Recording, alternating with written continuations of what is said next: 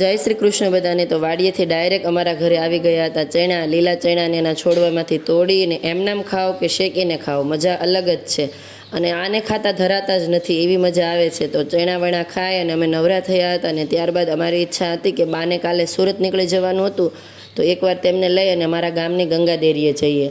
અગાઉ પણ મેં વિડીયોમાં તમને કહેલું કે મારું ગામ છે તે સંત ભૂમિ છે, અહીં સંતોની સમાધિ, ચેતન ધૂણો વગેરે આવેલું છે અને ગંગા દેરી નામનો એક આશ્રમ પણ છે। હળમતિયા જે કાળુ બાપુનો આશ્રમ છે તેમના જ ગુરુ મુનિ બાપુ, શામળા બાપુ વગેરેની સમાધિ અહીં આવેલી છે। તો સૌપ્રથમ તો ફોજી સાહેબે અહીં શ્રીફળ વધેર્યું અને હું ને બા બધે દર્શન કરવા માટે આવી ગયા હતા। સૌપ્રથમ તો અમે શિવ મંદિરની અંદર દર્શન કરવા માટે ગયા અને નાનકડો શિવ અભિષેક પણ કર્યો હતો। બા પોતાના જૂના જમાનાની વાત કરતા હતા કે યુવાનીના સમયે જ્યારે તેઓ લગ્ન કરીને આવ્યા ત્યારે અહીં કેવું હતું ને હવે કેવું બદલાઈ ગયું।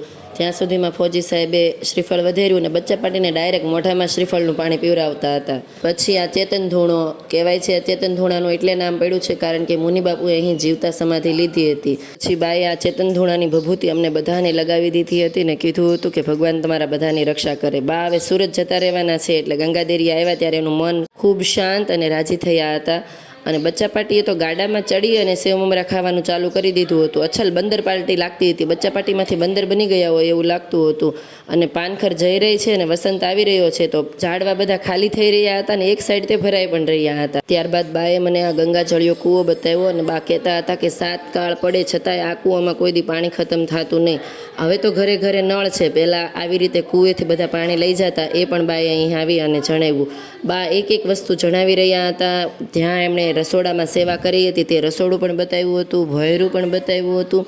જાણે એવું લાગતું હતું કે બા પોતાની યુવાનીની વાતો વાગોળી અને ફરી તેને તાજી કરી રહ્યા હોય એ।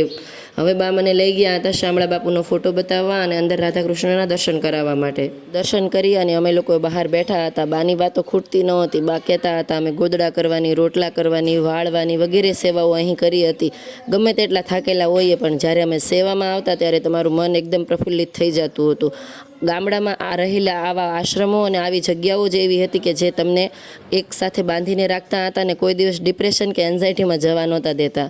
ત્યાં તો આ લોકોએ હવે સેવા ચાલુ કરી દીધી હતી। બચ્ચા પાટીથી લઈને મોટા બધાએ મોટા મોટા સાવેણા ઉપાડી લીધા હતા અને ત્યાં સેવા ચાલુ કરી। ત્યાં બેસીને હવે ઘરે જવાનો સમય આવી ગયો હતો। બાને પહેલાં તેઓ ઘરે મૂકી આવ્યા અને ઘરે અમારે આજ એકદમ દેશી ભોજન હતું, બાજરાના રોટલા, દૂધીનું શાક અને દૂધ।